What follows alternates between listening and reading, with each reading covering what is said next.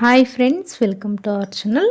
Friends, ఈరోజు వీడియోలో చాలా టేస్టీ అండ్ ఈజీగా మనకి కార్తీక మాసం స్పెషల్ ఉల్లిపాయ వెల్లుల్లి లేకుండా అల్లం వేయకుండా మనం కర్రీని టేస్టీగా ఎలా ప్రిపేర్ చేసుకోవాలి అనేది ఈ వీడియోలో అయితే షేర్ చేస్తున్నాను. టేస్ట్ కూడా చాలా బాగుంటుంది.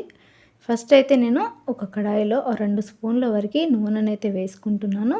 నూనెలో కొంచెం జీలకర్ర, ఆవాలు, కొద్దిగా మినపప్పును కూడా వేసుకున్నాను. తర్వాత కొంచెం కరివేపాకు కూడా వేసాను తాలింపు వేగాక. ఇక్కడ నేను ఈ పచ్చిమిర్చి కొంచెం వేసుకుంటున్నాను, ఎందుకంటే ఎక్కువ కారం ఉంటాయి ఇవి. ఇది ఊర్లకేంచి పంపించింది తేజ మిరపకాయలు అంటారు కదా, అవి ఎక్కువ కారం ఉంటాయి. సో దాని గురించి కొంచెం వేసుకున్నాను. వీటిని ఇలా కట్ చేసి తాలింపులోకి ఇలా ఫ్రై చేసుకోవాలి, లేదంటే మనకి ఇవి కొంచెం దూరగా వేయించినా కూడా మనకి ఎక్కువ కారం వచ్చేస్తుంది కూరలో. అందుకనే నూనెలో ఈ విధంగా మనం ఫ్రై చేసుకుంటే మనకి కారం అనేది కొంచెం తగ్గుతుంది. ఆ తర్వాత కొద్దిగా పసుపు కూడా వేసుకుంటున్నాను. ఈ పచ్చిమిరపకాయలు కొంచెం ఇలా వేగిన తర్వాత చూసారు కదా, మీకు వీడియోలో కనిపించిన విధంగా ఇలా ఈ పచ్చిమిరపకాయలని వేయించుకోవాలి, ఫ్రై చేసుకొని ఆ తర్వాత మనం కట్ చేసి పెట్టుకున్న టమాటా ముక్కల్ని వేసుకోవాలి.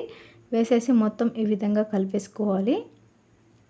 ఇక్కడ మనకి కర్రీలో గ్రేవీ అనేది చిక్కగా రావాలి అన్న, కర్రీకి మంచి టేస్ట్ రావాలి అన్న ఈ టిప్ని అయితే పాటించండి. మన ఈ ఒక్క కర్రీనే కాదు, మనం ఏ కూర చేసినా కూడా రుచిగా రావాలంటే ఇదైతే కంపల్సరీ ట్రై చేయండి. ఇప్పుడైతే నేను రుచికి సరిపడా ఉప్పును కూడా వేసేసుకొని మొత్తం ఈ విధంగా ఈ టమాటా ముక్కలన్నీ కూడా కలిపేసుకుంటున్నాను తాలింపులో కలిసే విధంగా.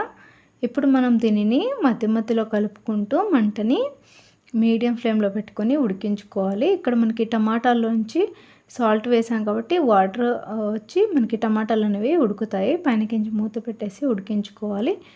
మధ్య మధ్యలో ఒకసారి ఇలా తీస్తూ మనం దీనిని కలుపుకుంటూ ఉండాలి, కింద అడుగుంటకుండా. ఎందుకులో వాటర్ ఏమి వేయట్లేదు, వాటర్ వేయకుండానే మనకి టమాటాల నుంచి వచ్చిన వాటర్తోనే ఈ టమాటాలన్నీ కూడా ఉడికిపోతాయి. టమాటాలు ఉడికేలోపు మరొక కడాయిలో ఇక్కడ నేను పల్లీలు వేయించుకుంటున్నాను. కొంచెం ఈ పల్లీలు కొంచెం దోరగా వేగి తర్వాత ఒక ప్లేట్లో పెట్టేసుకొని పూర్తిగా చల్లారిన తర్వాత పొట్టు తీసేసుకోవాలి వీటిని.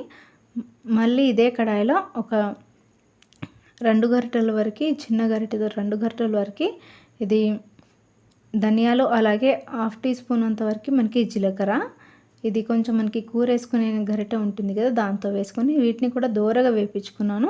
మరీ ఎక్కువ వేపిస్తే మనకి ఇది ధనియాల పౌడర్ కలర్ అనేది చేంజ్ అయిపోతుంది. ఇక్కడ నేను పల్లీల పొట్టు తీసేసి పక్కన పెట్టుకున్నాను.